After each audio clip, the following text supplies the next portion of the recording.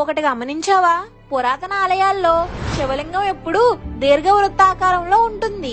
అదేరా గుడ్డు ఆకారంలో.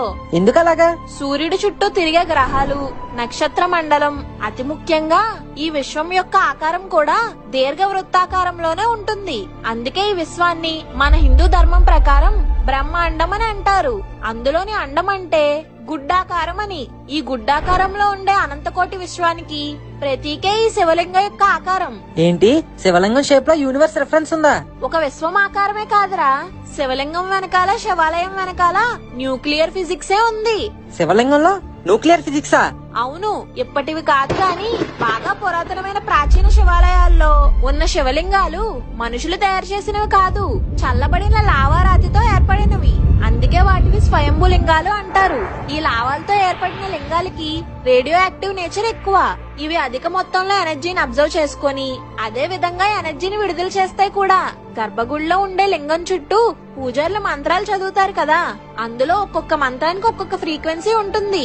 గర్భగుడిలో గోడలన్నీ రాళ్లతో కట్టబడి ఉంటాయి. ఎందుకంటే రాళ్లలో ధ్వనికి ప్రతిధ్వని సృష్టించే శక్తి ఉంటుంది. దీనినే రా ఎక్కువ అంటారు. అలా మంత్రాలు చదవగానే ఆ ధ్వనికి ఆ గోడలు ఆ మంత్రాలు ప్రతిధ్వనించేలా చేస్తాయి. అలా అధిక మొత్తంలో శక్తి ఉత్పత్తి అయ్యి రేడియో యాక్టివ్ ఎలిమెంట్ అయిన శివలింగం దాన్ని తీసుకుంటుంది. అలా తీసుకోవడమే కాకుండా దాన్ని గర్భగుడి బయట వరకు విస్తరించేలా చేస్తుంది.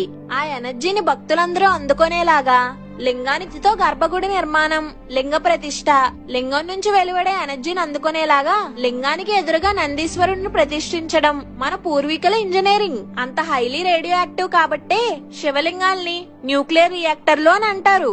వామ్మో, ఏంటి శివలింగం న్యూక్లియర్ రియాక్టరా? అంత ఆశ్చర్యపోతావేంట్రా? ఒకసారి నా ఫోన్ లో బొమ్మను చూడు. ఏంటిది? ఇదే న్యూక్లియర్ రియాక్టరు. దీని ఆకారం చూసావా? అచ్చుగుద్దినట్టు లింగాకారంలోనే ఉంది. మన దేశ చిత్రపటం చూస్తే గనక మన భారతదేశంలో అధిక న్యూక్లియర్ రేడియేషన్ ఉన్న ప్రాంతాలతో పాటు 12 జ్యోతిర్లింగాలు ఉన్న ప్రాంతాలు కూడా ఈ న్యూక్లియర్ రేడియేషన్ జోన్ లోనే ఉన్నాయి. అందుకే మన పురాణాల్లో శివుడికి ఆగ్రహం వస్తే నాశనం జరుగుతుంది అని అంటారు. రేడియో యాక్టివిటీ ఉన్న శివలింగాలకి ఉష్ణం మంచిది కాదు.